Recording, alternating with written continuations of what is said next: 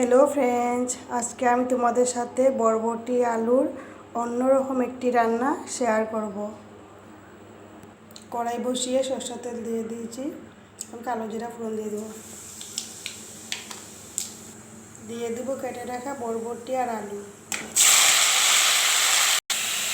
দিয়ে দিব পরিমাণ মতো নুন, হলুদ আর কাঁচা লঙ্কা। একটু ভেজে নেব, তারপরে দিয়ে দিব পেঁয়াজ কুচি।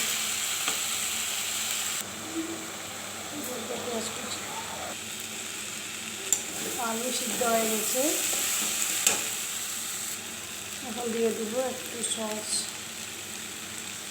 Tomato ketchup.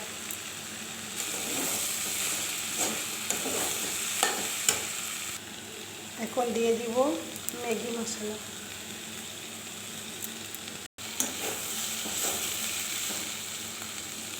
এই রান্নাটা রুটি বা পরোটার সাথে খুব ভালো লাগে থাকে। হয়ে গেল আমার বরবটি আর আলুর রেসিপি। আমার রান্নাটা তোমাদের ভালো লাগলে লাইক কমেন্ট করবে। বাই।